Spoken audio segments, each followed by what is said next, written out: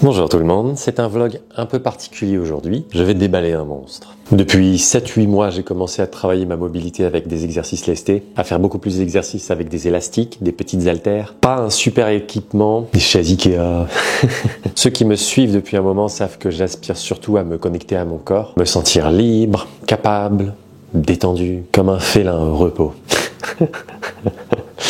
Il y a du boulot. Et donc voilà, j'ai commencé à utiliser des poids légers, des élastiques pour mettre un peu de la résistance sur des mouvements spécifiques. À rajouter certains exercices aussi au poids de corps, bien sûr, sur les barres, qui visent aussi ce gain de mobilité. Jusqu'à maintenant, je le contournais parce que j'avais d'autres chantiers prioritaires sur lesquels travailler. Et là, mes accessoires improvisés commencent à trouver leurs limites. Donc j'ai accepté un partenariat avec Speediance pour une machine du futur. Ça s'appelle un Gym Monster. Je vais l'utiliser principalement pour ma préhab et ma réhab. Donc préhab, c'est voilà, le renforcement musculaire et le travail de la mobilité qu'on fait pour ne pas se blesser à l'entraînement. Et je fais des choses qui peuvent être assez dangereuses.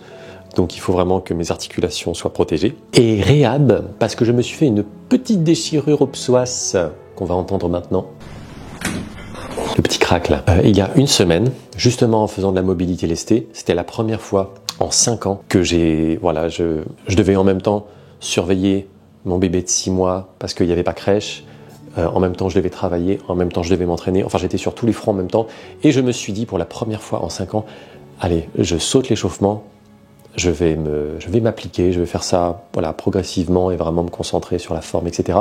Et je me flagelle avec ça, car ça a été mon principe depuis le début, n'avoir aucune confiance en mon corps, mais avoir confiance en ma méthodologie. Heureusement, contrairement à ce que le bruit indique, c'est pas une grosse déchirure. Quelque part, sans le savoir, Speediance et leur Gym Monster me sauvent. Voici le spot où je vais la mettre. Il y avait le petit rack de squat de Chloé. À côté, il y a un mélange de nos matériels d'entraînement à tous les deux et matériel de tournage. Moi, j'ai jamais eu beaucoup d'accessoires, mais ça, c'était un des premiers. Je l'avais fait avec un pied de lit et ça, j'attache un poids avec et ça me sert à faire du renforcement pour mes poignets pour pas me blesser. C'était mon premier renfort, 1,50 €, coût de l'opération et c'était le max auquel je pouvais prétendre. C'est assez émouvant. Le chemin parcouru. Ça arrive en un bloc comme ça, il n'y a rien à monter. T'as le produit prêt.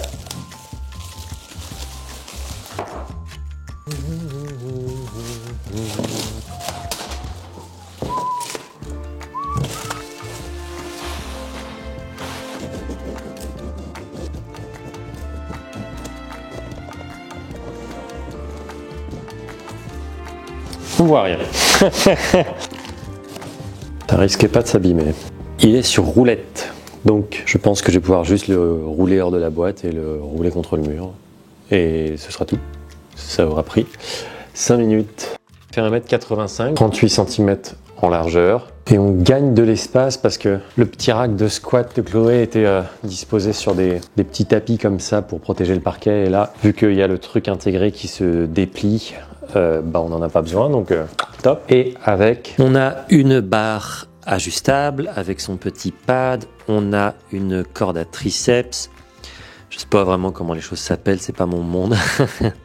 On a un tapis de yoga, on a 2 poignets avec des petits trucs, on a les trucs qui s'accrochent aux chevilles là pour les câbles, on a un anneau Bluetooth qui va nous permettre de contrôler le truc pendant les exercices, un banc ajustable et on a aussi reçu un banc pour faire du rameur avec cette machine. Une autre barre pour le rameur spécial. Voilà, je vais pas l'allumer maintenant, on va pas l'essayer tout de suite parce que je dois travailler et puis après je dois aller chercher ma fille à la crèche et après c'est le bordel.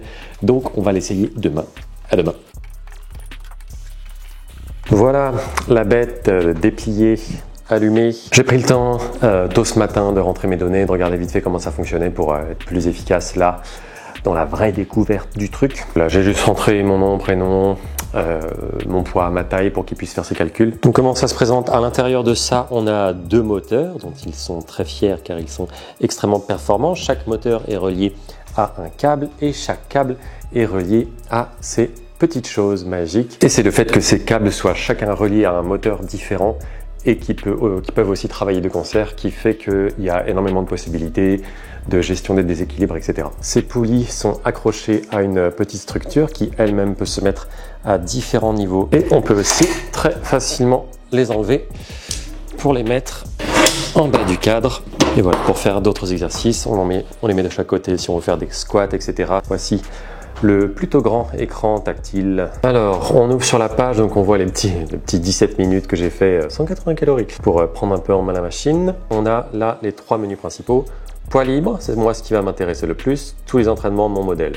Mon modèle, c'est ce que vous mettez en place, votre entraînement que vous personnalisez. Tous les entraînements, c'est tout ce qui est proposé. On va voir ça tout à l'heure, il y en a énormément. Poids libre, c'est voilà, le fonctionnement de base de la machine, on va s'intéresser à ça, moi c'est ce que je vais beaucoup utiliser. Alors là, ça c'est un truc que je découvre et que j'adore sur cette machine, ce sont les modes de poids. Vous allez changer la façon dont les câbles fonctionnent pour tous les exercices. Donc il y a mode standard, ça veut dire que les câbles vont se comporter comme des câbles accrochés à des poids normaux. Il y a chaîne, là ils vont se comporter un peu comme des élastiques, c'est-à-dire que plus vous allez étirer le câble dans votre mouvement, dans votre effort, plus la résistance va augmenter, plus vous allez le laisser aller, plus il va revenir au poids que vous aurez choisi. Excentrique, ça c'est très intéressant. Excentrique, c'est la phase négative d'un mouvement. Concentrique, la phase positive. Excentrique, la phase négative. Et excentrique, ça fait que peu importe le poids que vous choisissez, le négatif du mouvement sera toujours légèrement plus dur que le positif du mouvement. Et constant, ça va m'intéresser pour la réhab, pour les blessures, etc. Parce que constant, on ne choisit plus le poids, mais on choisit la vitesse à laquelle le câble va s'enrouler et se dérouler. Après, il y a 2 modes, haltère ou barre. C'est-à-dire que voilà, les câbles vont fonctionner de façon indépendante. On va choisir le poids qu'on met sur chaque câble et barre, on va choisir le poids global qui est mis sur la barre qui est reliée aux 2 câbles. Préférence, partenaire, c'est vous pouvez travailler à 2, vous voyez, ça rajoute quelqu'un. Renversement, c'est juste pour basculer l'écran. Mode d'assistance, les modes d'assistance sont assez perfectionnés. Si la machine sent que vous êtes en galère dans votre effort, que vous êtes coincé, ça va alléger le poids. Statistiques de puissance, un système VBT, Velocity Based Training, qui est très intéressant parce que la plupart des machines ou des coachs, etc., calculent votre force par rapport et la force que vous devez appliquer sur vos exercices par rapport au pourcentage de la résistance maximale que vous pouvez tirer. Alors que ce n'est pas ça du tout. Alors qu'on peut être beaucoup plus précis ici en calculant la puissance, c'est-à-dire non seulement la charge que vous portez, mais la vitesse à laquelle vous faites le mouvement. Si vous faites un squat de 100 kg à 2 à l'heure et que vous faites un squat de 100 kg d'un coup d'un seul, c'est pas du tout la même force, c'est pas du tout la même résistance, c'est pas du tout le même calcul et ça va permettre aussi à l'intelligence artificielle de voir à quel point vous êtes en forme et de calculer la résistance que vous devriez mettre sur le prochain exercice, sur les prochaines répétitions, etc., etc. C'est là qu'on a le contrôle du poids. Ensuite, pour activer le poids, on appuie ici. Mais il y a une autre option. Et c'est la petite bague Bluetooth que je viens de mettre à mon doigt. Charmant, n'est-ce pas? Si vos 2 mains sont sur la barre de squat, vous n'allez pas relâcher une main pour appuyer sur le bouton sur l'écran et d'un coup, vous allez mettre 100 kg de résistance et ramener l'autre main pour... Non. Vous allez utiliser ça. Ça permet... J'appuie une fois d'activer le poids, je réappuie, ça le désactive et quand ça le désactive, j'ai juste à tirer sur la petite molette pour changer le poids. Vous n'avez même pas à poser la barre ou poser quoi, vous pouvez juste désactiver le poids, changer le poids, remettre. Vous n'avez même pas besoin d'arrêter l'effort si vous voulez faire un drop set ou si vous voulez faire un truc séquencé comme ça très rapide. Donc pour ça, c'est vraiment cool et ça permet aussi évidemment, si vous êtes en galère, vous désactivez le poids en plein effort et voilà, vous êtes sauvé. Une grande proposition de circuits. Vous pouvez aussi aller voir les programmes. Il y a plus de 300 circuits, plus de 70 programmes, donc c'est-à-dire les entraînements sur le long terme qui sont très suivis pour des objectifs très précis et plus de 453 mouvements possibles. Défi dos, biceps et ischio jambier. Vous pouvez regarder les statistiques de vos entraînements précédents. Start. Et voilà. Et quand vous lancez, vous vous retrouvez face à un adorable coach qui va vous parler. Là, j'ai coupé le son pour la vidéo. Mais voilà, vous pouvez mettre le son, il va vous parler, il va vous expliquer l'entraînement. Il va faire tous les exercices avec vous sur la durée des exercices, avec les temps de pause et compagnie. Et il va vous expliquer au fur et à mesure comment faire les exercices, vous encourager. Enfin, il va vraiment faire le truc un vrai coach en direct. Voilà, sur ce grand écran là. Voilà, les 453 mouvements différents, donc il y a une infinité de possibilités avec cette machine. Si je choisis n'importe quel exercice, le mec il va vous montrer comment le faire, comme ça vous allez avoir le bon mouvement. Vous allez avoir les explications de comment le faire, ce que ça fait bosser, où est-ce qu'il faut mettre les poulies pour cet exercice en particulier, et vous pouvez même consulter vos statistiques pour cet exercice. Mais là, je vais m'essayer sur des exercices un peu de base, c'est-à-dire des exos que je ne fais jamais.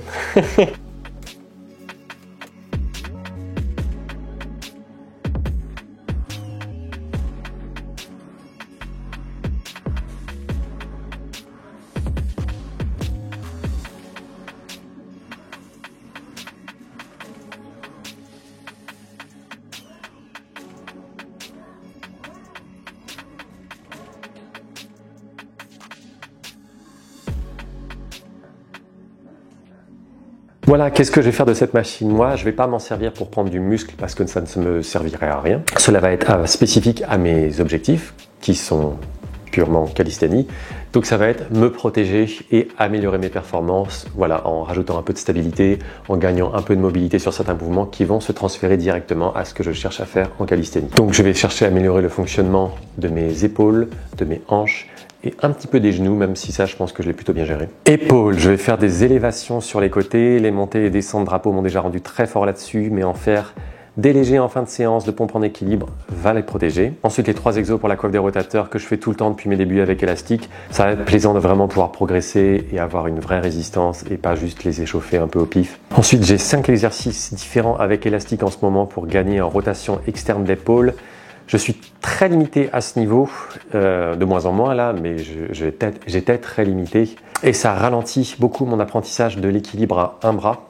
En ce moment, l'équilibre à un bras strict, parce que voilà, je peux faire avec les jambes très écartées et un bras écarté et plus tout en étoile de mer, mais je le trouve assez moche celui-là. J'aimerais bien le faire strict, droit comme un I, mais ça implique d'avoir suffisamment de rotation d'épaule pour vraiment amener mon bras au-dessus de la tête et vraiment pouvoir centrer mon corps autour de mon épaule. Et il me faut un petit peu plus de rotation d'épaule et être un peu plus à l'aise en tout cas dans cette rotation externe d'épaule pour vraiment avoir cette capacité de tenir le handstand à un bras strict.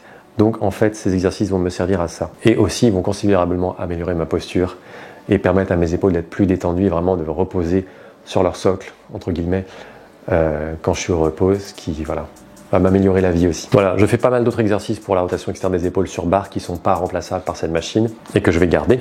Et des cercles d'épaule avec les câbles, exercice très bateau mais très commun chez les gymnastes où je vais essayer pareil de gratter un peu d'amplitude au fur et à mesure de mes progrès. En variable, je vais faire des flexions, abduction, rotation interne, extension, adduction, rotation externe, avec des poids très légers, rien de très passionnant. Je vais sans doute utiliser la fonction vitesse constante là. Genoux, je vais juste faire un exercice, ça va être des leg curls debout. J'en fais au poids de corps avec tout mon poids de corps dessus, mais c'est assez violent, c'est assez bourrin à chaque fois. Donc avoir une version plus facile, plus légère de l'exercice, où je vais chercher plutôt un grand nombre de répétitions, va leur permettre de faire un travail différent et je suis sûr que l'un va nourrir l'autre. Des deep squats, pas lourd, 50-60 kg pour la mobilité et voir le transfert sur les pistol squats. Je manque de rotation au niveau des hanches, de souplesse dans la cheville, de souplesse dans les quadriceps. Ça va me faire attaquer ce chantier un peu différemment qu'en répétant toujours mes pistol squats. Des hip thrusts, c'est très fonctionnel et donc en faire un peu explosif. Pas trop lourd, va aider à me protéger et améliorer pas mal de choses. Je vais voir comment se passent les Jefferson Curl avec les câbles et le banc. Déjà, ça va être agréable de les faire sur autre chose qu'une chaise Ikea fragile et même pas droite. Les Jefferson Curl, les gymnastes en font comme ils respirent. C'est très utile pour la force de compression, pour améliorer la mobilité, pour la santé du bas du dos aussi. Il ne faut pas les aborder direct si vous n'avez pas déjà une bonne connexion à votre corps et à sa mécanique. Parce que si vous n'avez pas cette proprioception et ce contrôle de votre corps, les meilleures explications du monde sur cet exercice ne vous empêcheront pas de vous faire mal au dos, car il peut être vraiment tricky comme il peut être très bénéfique. Comme vous voyez, ça va être que des exos très légers et très fonctionnels, principalement de mobilité. Il ne va pas y avoir de changement physique énorme, j'espère en tout cas, à part la façon de... Je me trouve déjà trop musclé. À part la façon, voilà, dont je bouge, dont je me tiens et dont j'exécute mes mouvements et dont je me sens surtout, c'est surtout ça. Voilà, si vous avez des questions ou des envies pour les prochains vlogs d'entraînement, n'hésitez pas à me les donner. On va probablement se concentrer sur de nouveau des entraînements 100% calisthénie parce que c'est mon quotidien. Et voilà, très bonne journée.